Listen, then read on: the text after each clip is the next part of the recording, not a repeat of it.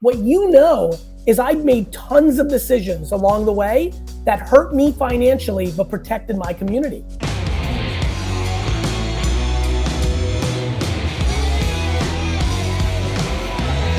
The GaryVee audio experience.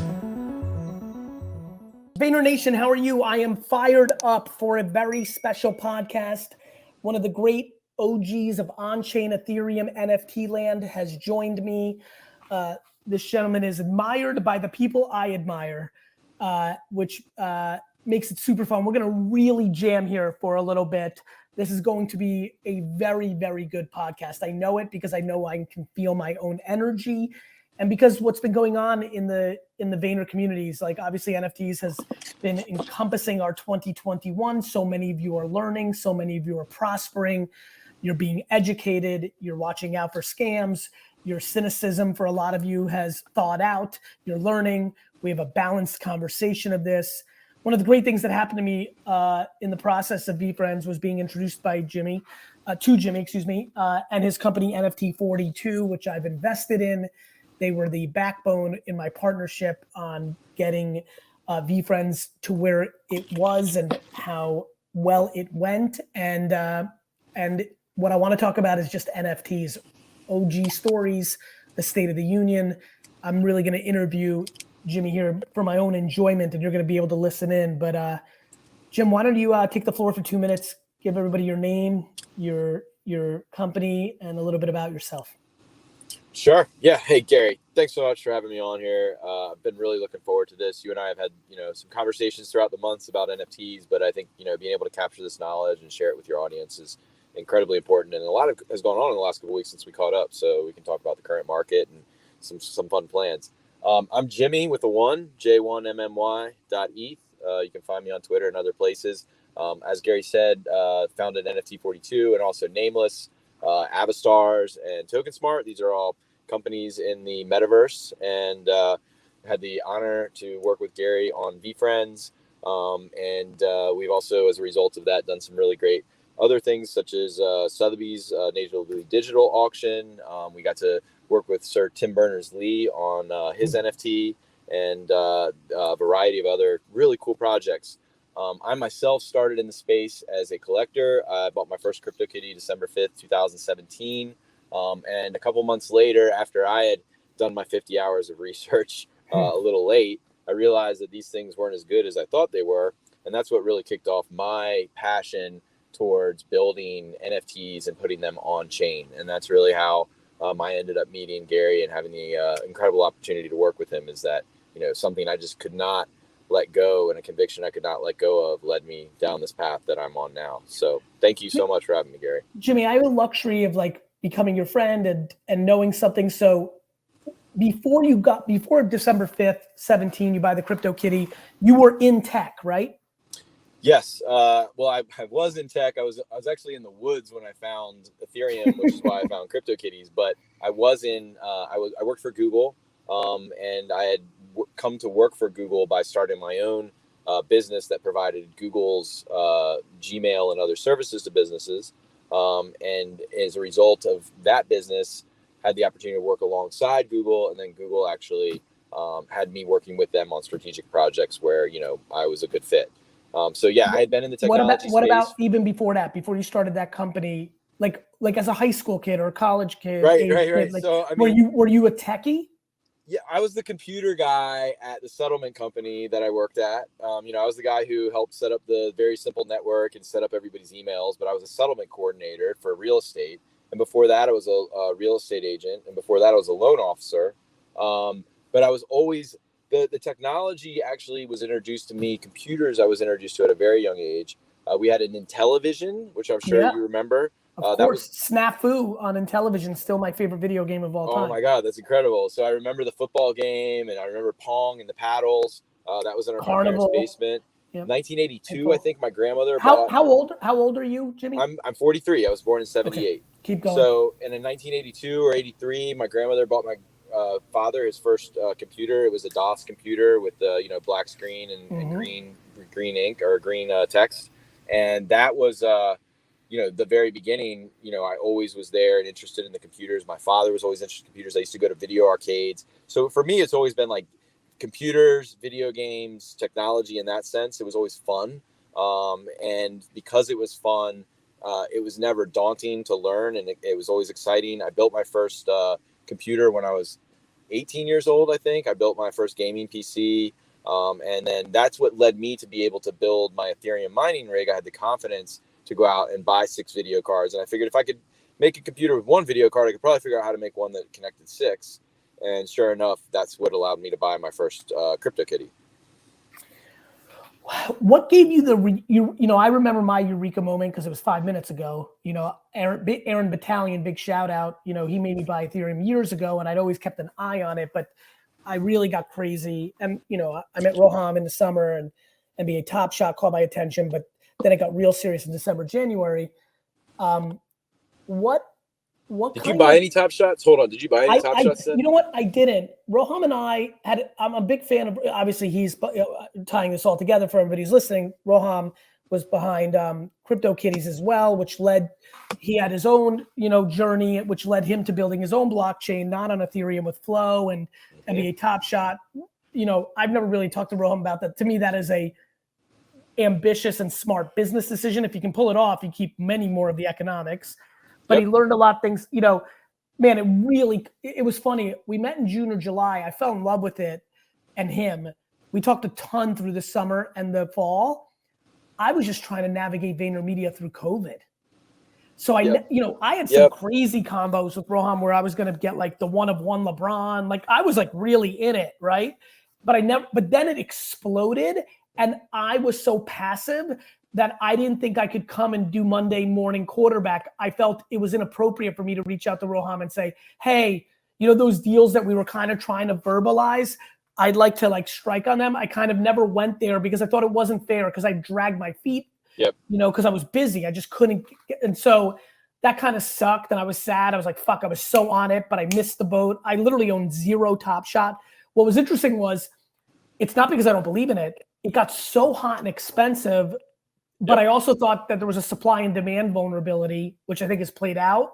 Yeah. I'm probably going to buy the majority of my Top Shot in the next 2 years. First of all, they were too much like sports cards, unlike punks, meaning if Terry Rozier wasn't going to be good, there was like with a CryptoKitty, an Avastar, a VeeFriend, you're playing in the Disney WWF game. With Top Shot, you're playing in sports. So even if it's the first NFT basketball thing, if the player's not good, that's just like sports cards, first card, rookie card, not good. So I wanted to wait. Like I'm very hot on LaMelo and LeBron Top Shot. I just, I want to wait. Nonetheless, I don't even fucking remember. Oh, no, I know. I do. Your Eureka. Go ahead. Go ahead. Your Eureka. Why in the woods? What happened? Had you heard about Bitcoin? Had you heard about blockchain, or was this all fresh? I actually did. I knew quite a bit about blockchain and Ethereum. So I lived in San Francisco, when I was doing all that stuff with Google. I was very aware of the technology. I remember Mt. Gox getting hacked, and it was like $600 Bitcoin that dropped down to like 400 or 450. I even mined some Bitcoin in a browser in like 2011 or something. I never did anything with it. It just stayed in there. And then when I went back to, I thought it was Coinbase actually.com. That was the site. I don't think it was, but I could never find the site where I did it, and I never counted on it. So I was aware of it. I just thought I wasn't a believer in the technology. And what really, really, really caught my attention was when I was walking in the woods and a guy is telling me, I'm walking on the Appalachian Trail. I've been on the trail for like 2 months. And this guy's like, yeah, I'm making money while I'm walking down the trail. And I said, how are you doing that? He said, oh, I'm mining Bitcoin. And I said, wow, that's crazy. And I remember asking him, like, how much is a Bitcoin worth these days? And I don't remember the price in May 2017, but my sense is it was like something like 4,000 or 6,000, whatever it was like 10 times more. Yeah, blew your face up. You're like, wait a minute, how long have I been in the fucking woods? Yes, and really, I had been looking. I had left my business in the middle of 2013 and decided I didn't want to work at Google anymore in the beginning of 2014. And for 3 years, I didn't know what I was going to do next. I was lost. I couldn't figure it out because I wanted to. Is that why you went into the trail? Like, you thought I had just like lost myself, and I needed to find myself and needed to figure out what was next. I needed So you like literally actually pulled off the thing that people want to do in the most literal form. Like, people go off the grid to find themselves, but usually it's within their own thoughts. You went off the grid and actually stumbled on some fucking dude that became the seed of you being where you are today. It's incredible, right? Like, yeah, you go into the woods, you go to find the answers, and it's like some metaphorical thing, like very hard to make a tangible thing, but I actually did find the answers in the woods. And really, my goal was to walk all the way up to Maine, right? I wanted to go the 2,200 plus miles. I made it 750 miles, and I feel like I failed, but really, that journey, that walk, that 750-mile walk was the beginning of my journey into NFTs. Wow. So I didn't fail, turns out. So that was it. And you just like flat out were like, yes. Yeah. So it was a couple weeks later. I mean, I was ready. I was done by then. Like I made it to Virginia. Symbolically, I was home because that's where I was born, or where I grew up rather. And so I was just done. I got off the trail. I did get distracted by a beautiful woman for a couple months, but not too long after that, I remembered that I was here to do a thing, and I set up my mining rigs before in November of 2017, and that's when I got started. And then the month later, that's the CryptoKitties were right there and ready for me. And I didn't know at the time, obviously, that I was going to get into NFTs. I was into the altcoins. I was doing all the trading, but similarly to that epiphany that like machines can work for me and wow, this is a real thing. Like when I saw the CryptoKitties and NFTs, and I understood you could take two CryptoKitties and make a new one. To me, that was like you can create new value out of these digital assets, and there was something extremely powerful yet again about that. It was like blockchain's powerful, NFTs are really powerful, and that's like it was this force multiplier for me. And it's one of those things where I have attention deficit disorder, and one of the benefits of that is that I can really focus in on something, and well, I don't have a choice sometimes. I just have to think about something over and over and over again, and NFTs happens to be the thing that I think about every day when I wake up. So, in the absence of direct thought, I think about NFTs. My mind wanders towards NFTs. So I get to benefit from that, in that, I'm always thinking about them, and that's been the case for the last 3.5 years. So that's my superpower. So for everybody who's listening, so you get crazy about NFTs, the 2017, 2018, 2019, that whole thing, like there was a real lull there. It was real quiet in 18 and 19. Tell us, all us youngsters, including me, people that are trying to put history together. Yeah. 17, there's a moment, right? Kitties, yes. There's a little bit of a moment, punks, like it was out there. Yeah. Do you remember punks? Oh yeah. I mean, I couldn't justify paying like 0.05 ETH for a punk, like when I could breed a kitty for 0.008 ETH, because I could breed like 5 or 6 kitties, but there was like, why was I gonna buy a punk? I can't breed it. Like, oh yeah, I mean, I totally remember it. All of us do that were around and didn't buy punks, and then started to all of us slowly but surely capitulated and ended up buying some punks. You have to understand, first of all, before we get to the crypto winner and the NFT winner, like CryptoKitties, like I dogged it a little bit in the beginning, saying it wasn't what I thought it was. The art's not on the blockchain. I mean, CryptoKitties is still a better NFT than most NFTs. It was an experiment that apparently the mass market has not responded to in a positive way in the long run. No one, like, all of me and our OG friends, we all have a lot of CryptoKitties, like a lot. And, a lot of our ideals and everything else were born out of the complexity of breeding cats and not the randomness, but the statistical outcomes that you could achieve, and like all of the deep genetics and everything else. It's a complicated but fun game, and a lot of really smart people gravitated towards that.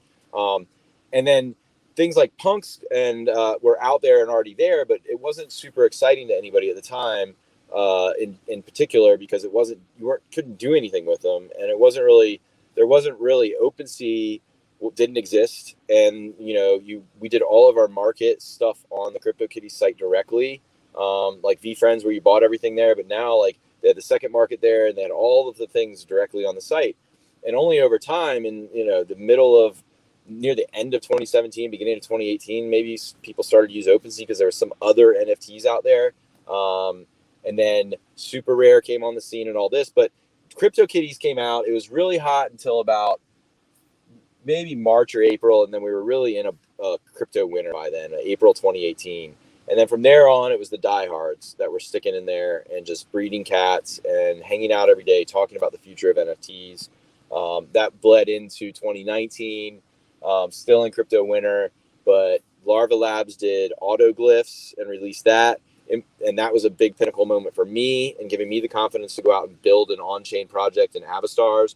But we're still in crypto winter. I mean, Axes exists. I remember when they had worked their way up to 500 users. That was like a milestone that they had 500 daily active users and 500 holders. And you like know everybody in the space at this point, right? Because it's so small Yes. that everyone's. And was Discord the choice, or did people hang out somewhere else? It was CryptoKitties Discord in particular. Like it was like CryptoKitties Discord was the place, and then Axes where everyone hung out. Yes, it was no matter what you did. Yeah, there was Punk's Discord, right? That existed, but it was a small community. Yeah, smaller, just even more OG than it was, right? Yeah. But yes, it existed. It was there, but it was the Curio cards were not discovered yet. No, I don't even know what Curio cards are, to be honest with you. Yeah, maybe that's something that's happened in the last couple of weeks that was rediscovered. You know what I'm talking about? Curio, Jimmy, you know what I'm talking about? The Curio cards, the ones that the Apple, the 1175 tokens, the one that are you serious? This is now officially the first project before Punks. Are you so head down the last 4 months on your shit? I'm pumped with you right now. Yeah, I love the focus. I saw it mentioned earlier today, and I was like, man, what's that? Should I know? Dude, Curio, I bought them like a month ago. I knew about it even earlier. It's the first project. It was before Punks. Oh, sick, dude. Yeah, that's what's so beautiful about the chain. It's because you can look back. It's all on the records, right? Absolutely, 100%. I'm with you on that. That's incredible. I'll have to check it out, man. So Julie, so 18 and 19 are real dog days, but let's just shoot this shot. 2018, 19 are dog days. Do you believe in those days you're in that place where you knew that it would look like this at some point? Maybe you didn't know it was gonna be summer 2021, but whether it was 2021, whether it was 2023, whether it was 2027, in the dog days of 18 and 19, you just have that kind of blind conviction about NFTs? I wouldn't call it blind conviction. I would call it some really some deep gut, trusting my gut's instinct. I would say that the conviction came in, and my decision to go all in came in in May of 2019 when I decided to build Avastars. I sold my house. I borrowed money from my mom, and I put everything I had, the rest of what I had, into making that a reality. So that was the moment where I went all in, and I did not think, and none of us thought that we would be having this conversation in 2021. None of us. Right. It happened way too fast, right? Yeah. We thought 2023, 2024, that we would be at the point we're at now. And that in the long run, yes, I think this technology is so disruptive and so groundbreaking. I believed that since really, CryptoKitties, February 2017. I think we all had that feeling that this could be really, really, really important and significant. And that's why we thought CryptoKitties would be the main thing. We all thought CryptoKitties being the first ERC 721, they literally created the standard, would be it. But there's way too many of them. In Recollect, there's way too many CryptoKitties right now. They're not good personal profile pictures. No one wants to put a cat as their profile picture for, cats on the internet was cool when they released it in 2017, but they're not no one's going to do it these days. It just doesn't work. I'd rather have an ape. Cats versus apes, who knows why, but and then really as beautiful as the collection is, and as much as I love the kitties, they made a lot of promises about what they were going to do and then didn't do shit, and still haven't for 3 years afterwards. So it's proof that the community matters and the engagement matters, and those roadmaps do matter. People do price in the roadmap, but when you don't actually deliver on what you say you're supposed to do or anything like that, or when your lead person says the game starts when the kitty clock ends, which was the Gen Zeros, and then nothing happens after that, like you lose the loyalty of your community. So you have to do it. If you're an NFT project, you have to do what you have to like, if you're going to hype the project, you have to like deliver on the hype. Otherwise, like your shit's going to die. Let's jump to the hype. So when did you know shit was changing? So 18, 19 is the winter. 20 is when you start seeing the thawing out, right? Yeah, when I look at it, but you know, well, listen, Top Shot completely. It was December to January, like that's when this popped. But Jimmy, when I look at punks, you know, because this is what's beautiful about the blockchain and what people are starting to realize about me. I think VeeFriends and NFT kind of was a coming out party for me because it's been a long time since I did the social thing, and so people have only known me in one way. When I was doing real homework, what was clear to me was there was a group of people that started to really bubble up in March of 2020. Clearly something happened in March, April of 2020 with punks. It started to bubble back up. Yeah, well, I think what happened in part is just that a year had gone by since autoglyphs were out. Do you think COVID had something to do with it? People had time? Because if you look at it, so what's beautiful about what I did, why I'm bringing this up, is I just look at the sales. I see that in March, something started brewing again. I'm trying to remember. Usually, if anything hit your radar. Usually I'm trying to remember. I mean, it's usually some other event where some external money somehow finds its way into NFTs. And then when that happens, the people in the community notice the new money in the space, and then everybody starts to consolidate around that. Yeah, of course. Right. I'm trying to remember what happened in that time frame. You're absolutely right. Like it wasn't, you know, right up until Top Shot. It was 2020 that things started to pick up again. I remember autoglyphs were doing really well because I had 30. I now only have 9, but I sold on the way up. I sell on the way up. I hold on the way down. So I only sell when the markets are in bull now runs. It's completely out of control.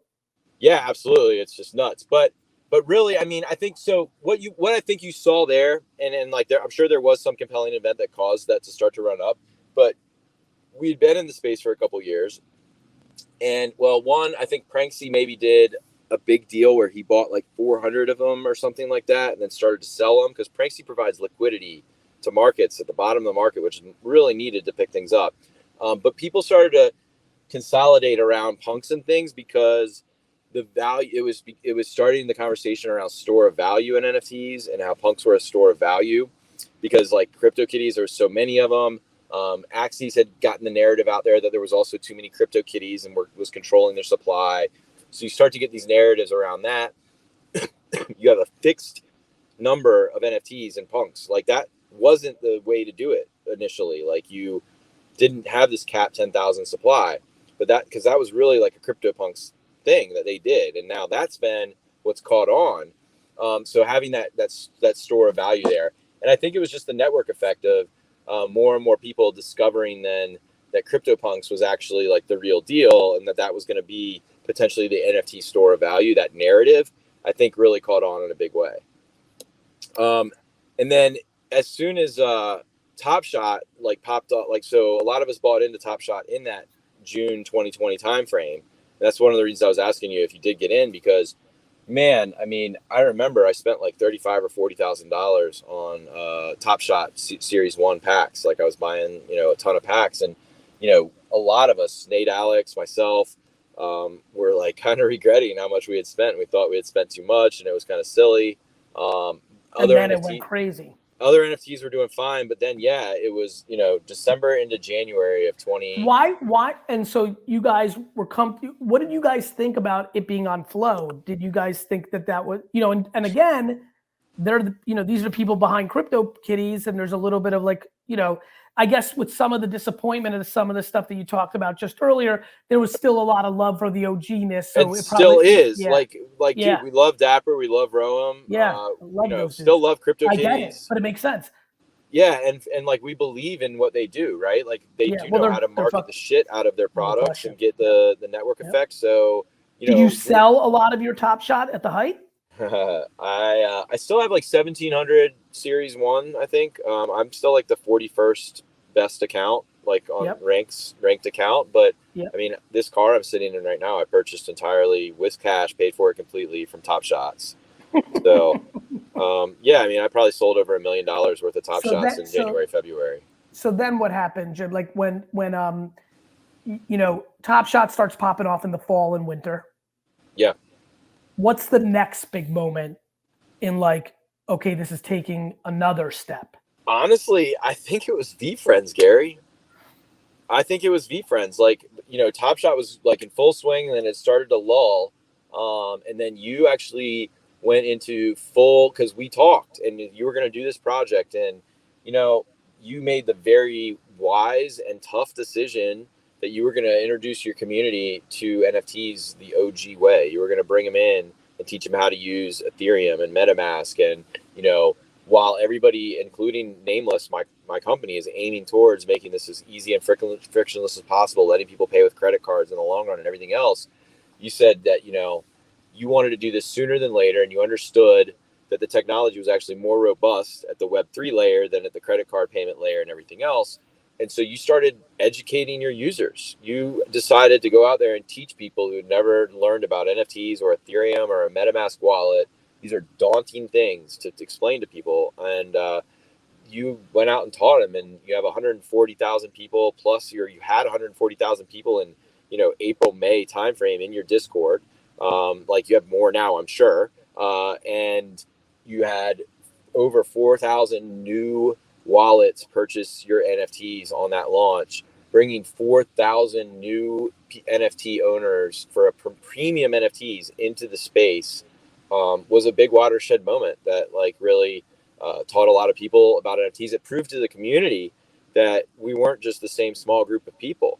Like seeing those numbers, I think Kaigani actually did some analysis on Twitter and said, you know, here's the crossover between different NFT projects and owners. And, you know, VeeFriends stands alone. And this is like a powerful fucking thing. Like you have over 4,000 users. And typically a project's going to have anywhere from, you know, 1,000 to 4,000 people. You're at that top end, right? You topped out on that, and they were all new people. I remember on launch day, you know, one of the things I was doing on the first week during the sale was I was providing support for the users whose transactions got stuck. And this is not an easy thing when your transaction gets stuck, you don't have enough gas. And I was impressed that like I probably helped 24 people get their transactions unstuck and make that first initial purchase.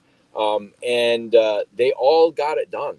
Like they all were able to get, like I had to explain to them, we had to go through it, but they all got it done. And I was really impressed how intelligent these users were, because I was a moderator in CryptoKitties Discord, I was a moderator in Top Shot Discord. I've got my own Discords with like Avastars and everything else. Like I've helped a lot of users, and it was always hard to get through to people and help, but your community listened and was excited.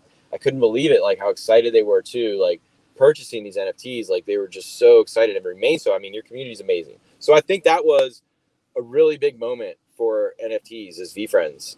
It showed everybody the power of these things when you combine it with a brand and somebody such as yourself to bring it to bear.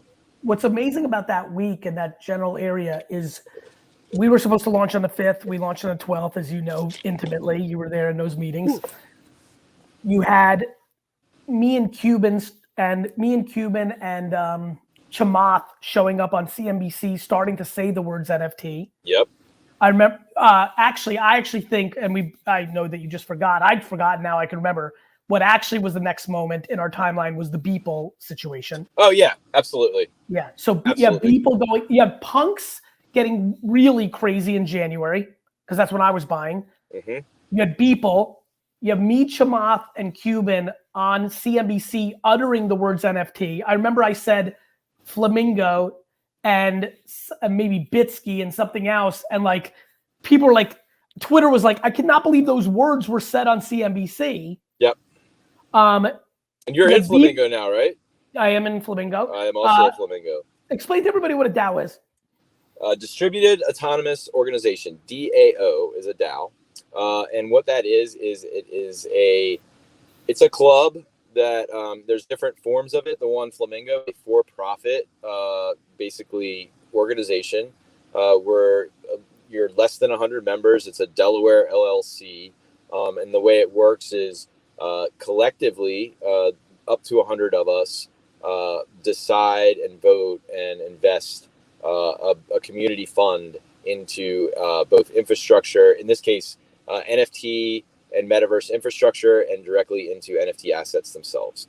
So it's basically a metaverse version of a club that is very real and can have very real assets, and you can have an impact on. I don't know how to explain it any clearer. You How know, would I you think say it's it, great. Gary? Yeah. Yeah, it's a decentralized investment vehicle. Yeah. At a VC firm, like my fund, like I make the decision. In a DAO, the things they're going to buy is done by the group. Yep. And not everybody votes all the time, but enough people vote, you reach a threshold, and then things happen. And it's really great because it gives me exposure to things I wouldn't normally pay attention to or invest in either. So Jimmy, what okay, so and then and you're not right. to So mention Beeple 69 million. I actually would argue Beeple. Nifty Gateway was a big part of all this as well. Very much. I would say Beeple hit the globe because 69 million broke everyone's face. Yes. And made front page news. Yeah, everywhere in the world. So I would say NBA Top Shot, Beeple. The Cuban Me, Chamath, CNBC thing was a little blip compared to those two things. Did Chamath ever say where he said he was investing in a bunch of stuff? Did he say what he went into? He's still quiet. It's really going to be interesting. He maybe he got some bets, right? Maybe I would assume so, but he's got so many big things going on. He might have got sidetracked. Yep. I was incredibly close to buying kitties in 2017, and if I did, my whole entire trajectory would have been different because then I would have gotten. I don't know what I would have done. Wow. And by the way, what if you actually were in this space though with us for like the last 3 years and like kept kind of quiet about it because it was like I don't think I would have. I don't know how to be quiet. I would have been loud and it might have changed. It's true. It could have come a lot sooner, right? I mean, then what's even more fun for me is the week that we were going to launch this tiny project that nobody knew was brewing, Bored Ape Yacht Club, comes out. And I literally have one of the most successful projects that's ever been launched. Bored Ape comes out and launches up, in my opinion, I mean, look at the floor right now. It's a more successful project, like in economics right now, at the cost that people got in, you are one of those people, like I commend them so much. Now, secretly, of course, I think VeeFriends is going to be bigger than Punks to NBA Top Shop and Bored Ape Yacht, because that's who I am. And I'm playing for 40 years and I know what I'm going to do. But that also, I mean, talk about an amazing time in the history of NFTs. That comes out as well. And then you get the Pranksies and the Beanies and the G-Money, some of these call it influencers in the space. Like there's a lot going on. So what are you feeling like in March, April, May? Like you're like, what the fuck just happened? I mean, I think that describes it pretty accurately.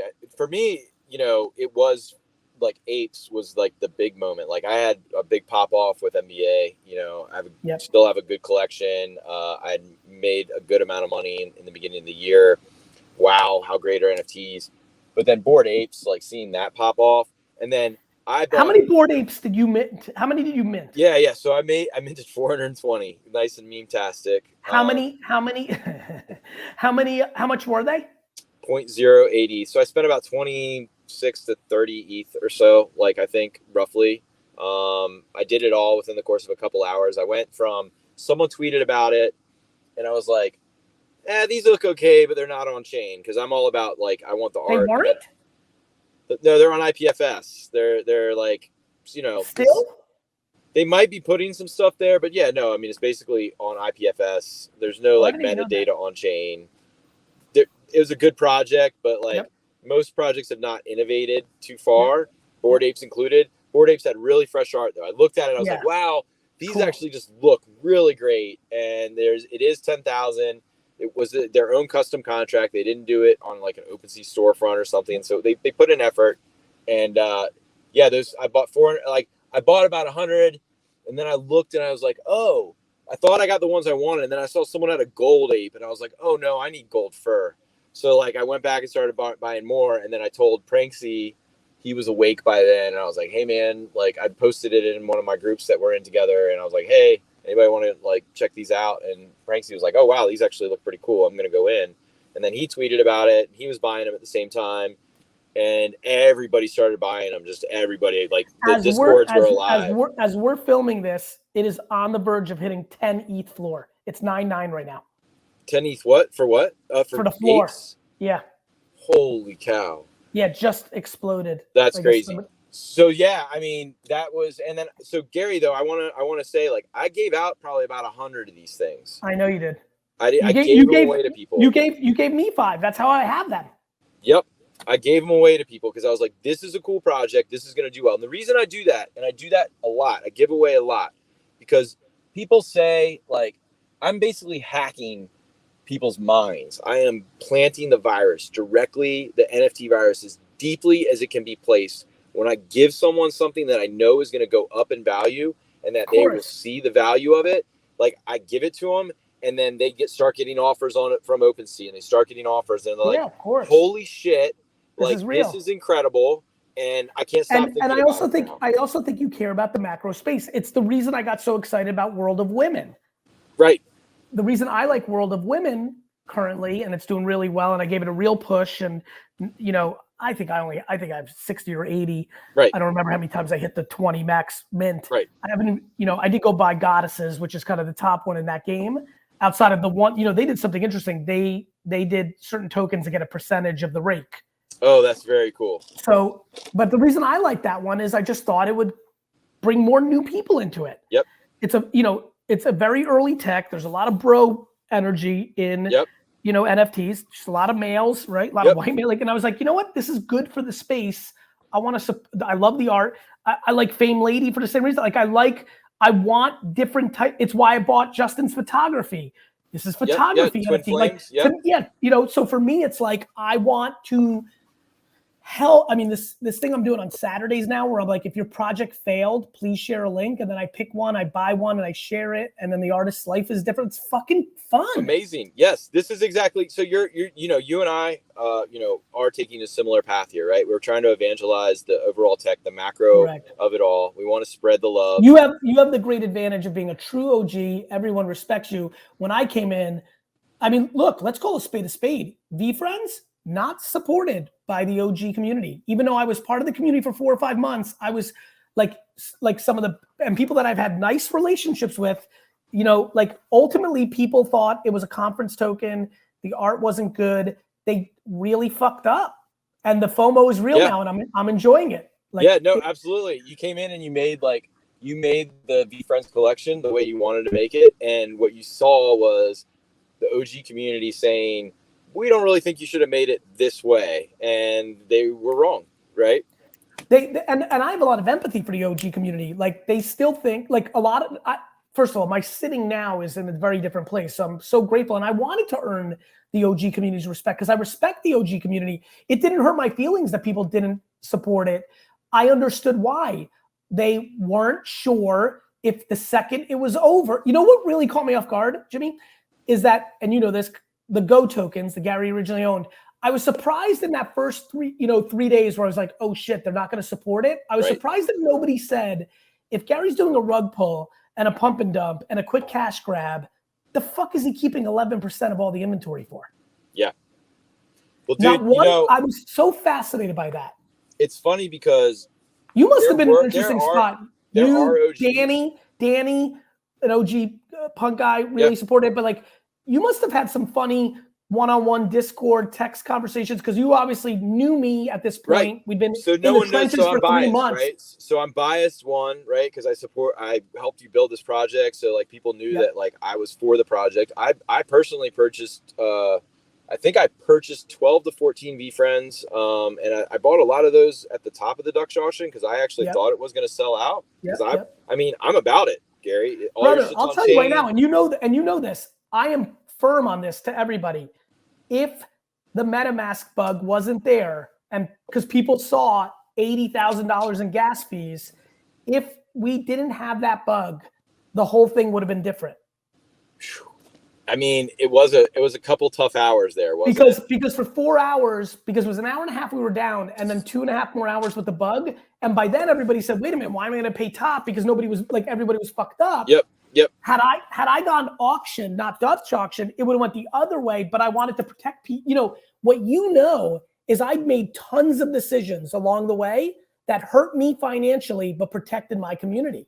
Yes, and the fact that that you decided then after that issue happened and you realized that you weren't going to get the immediate sellout at the top of the Dutch that you wanted, you actually shifted to 180, and you're like, okay, we're going to deliver as much value to the community as possible, and we're going to highlight when we hit the floor. I also did something else. I knew we were going to hit the floor, and I decided I would never publicly talk about it. I was only going to talk about it in the Discord, so that my most hardcore fan, do you know how I feel right now? I have a bunch of people who barely who didn't have the deep pockets, who were able to buy at 0.5. At 0.5, right now they're at 6. They've 12x their money. Yep. Now that's not fully true because the ETH was a little high during that time. So still, but they 12x their ETH, yep, which still could play out.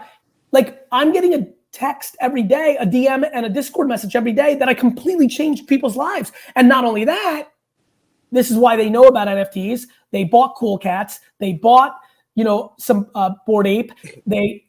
My community has crushed, at least of this second, World of Women. Like this is like really happening. Oh yeah, absolutely. Like VeeFriends, that's what you did. You created wealth for your entire community, and that wealth has now. I haven't even started, dude. Not only have I not only started. I want to say though, by the way, there were some OGs that like haven't like probably been able to like tell you, but that have supported you in what you're doing from the very start. And you said you brought up Gift Goat, and that was the one where they're like, Gift Goat should be one of the best because he is going to be continuously delivering value on that. There was a ton of OGs that supported me. Oh yeah, many. I've talked to many. I'm pumped. A lot more didn't, and this is why I love the OGs. And a big percentage of them either privately, which I incredibly appreciate, but the super ones, the 5 to 15 that have publicly come out and said, I missed it, I was wrong. Yeah. That's very nice of them. Yep, absolutely. And I love the OG. I lived this with Web 2.0. Anil Dash, Jason Kotke, Andy Bio. Like when I came into those OG bloggers, I still hold them up on a pedestal, even though the GaryVee thing really took off. And that's what's going to happen here too. No matter how, I think I will be the fucking guy when it's all said and done.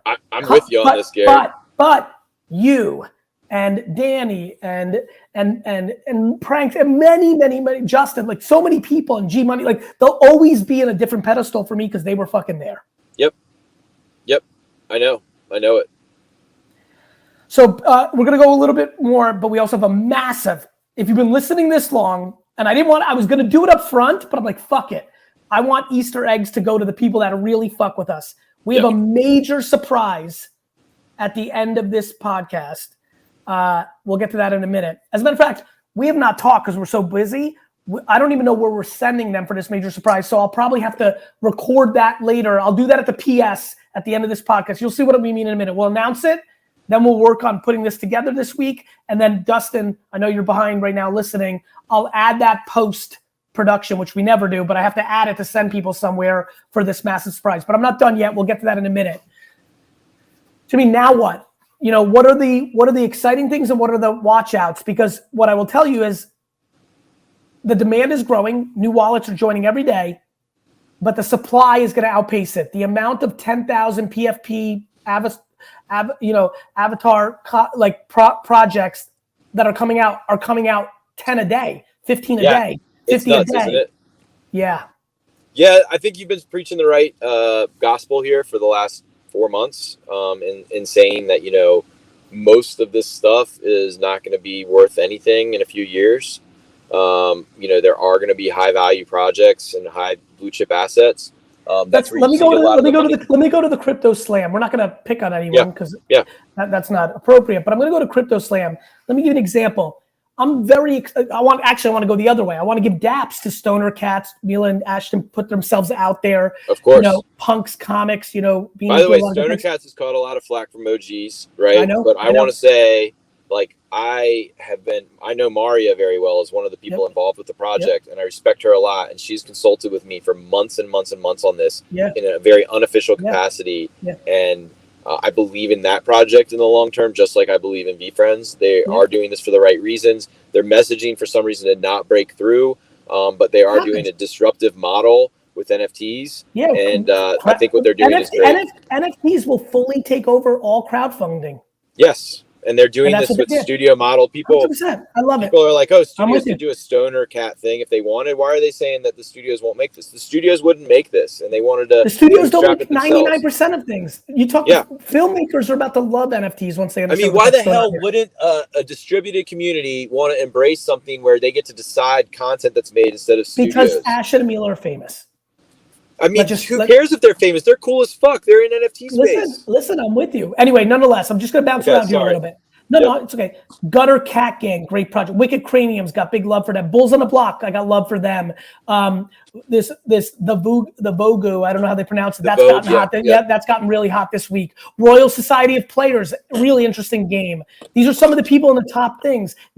Gutter Rats, Top Dog Beach Club's got a little something going on. Voxy's, CyberKongs has got a little something going on. Like, so there's all these projects, right? Fuck, man. Like, I know for fact, not because I know anything about these projects, by the way, it's just supply and demand consumer behavior. A lot of these won't be at any price in, 23 months. Going back to Crypto Slam, I'm going to go way down to the hundreds.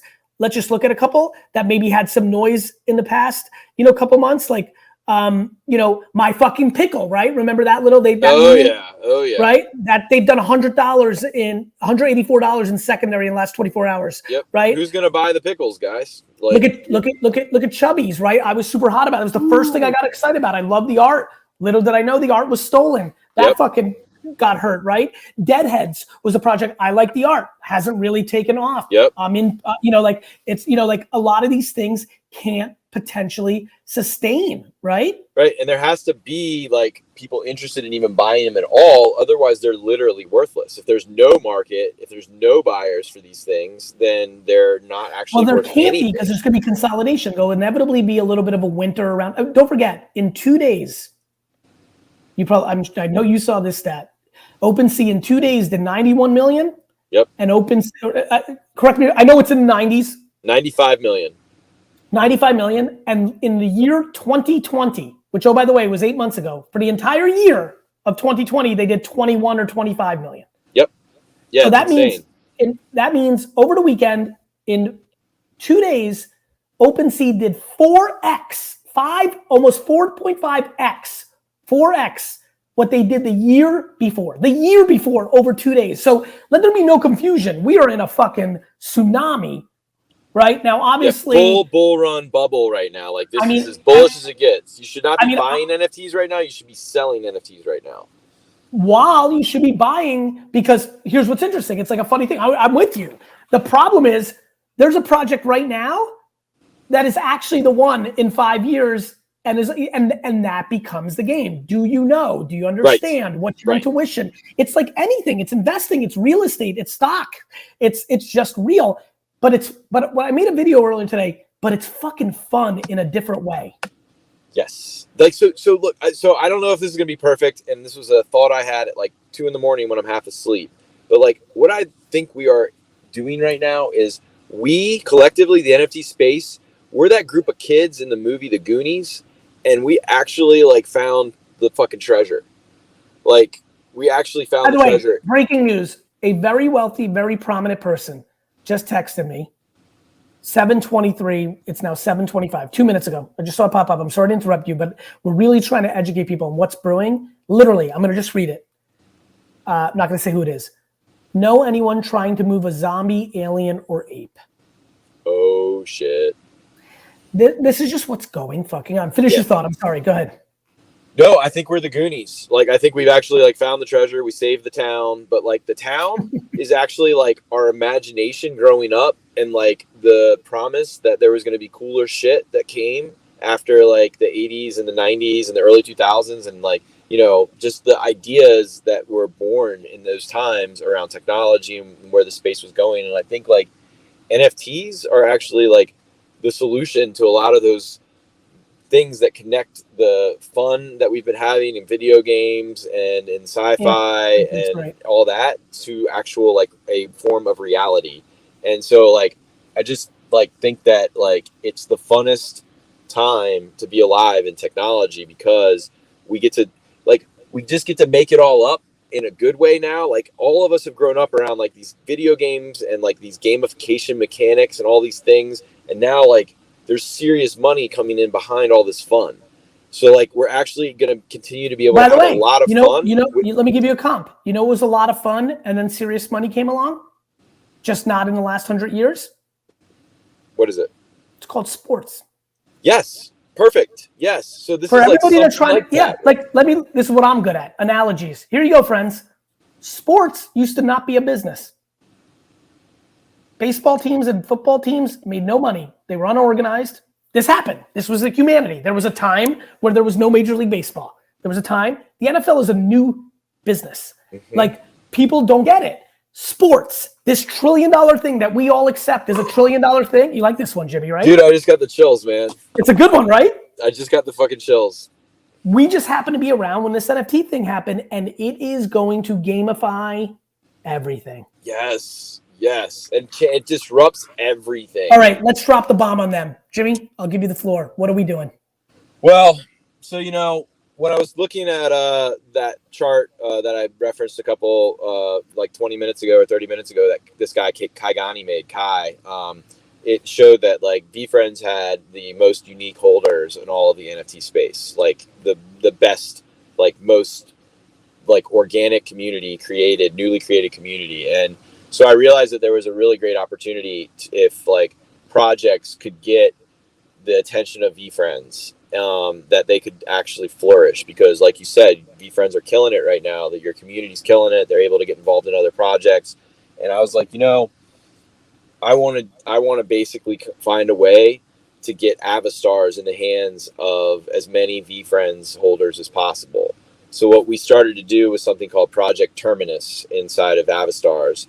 And that was, we started to mint out the rest of the Avastars from our own company account, with the intention of allowing VeeFriends owners, people who own a VeeFriends as of a date about 2 weeks ago in the past, actually, to go in and claim one of, I think, 1,300 Avastars that will be available for free if you have a VeeFriend in your MetaMask or in your cryptocurrency wallet.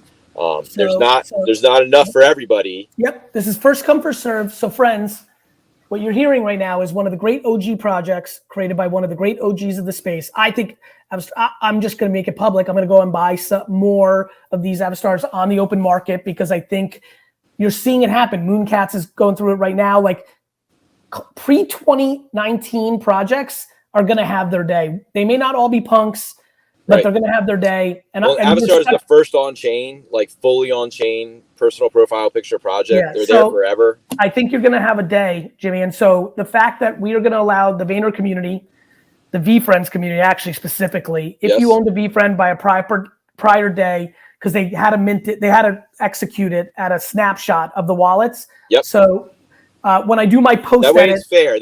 Yeah. No one you did it great. Like, That's buy one right now.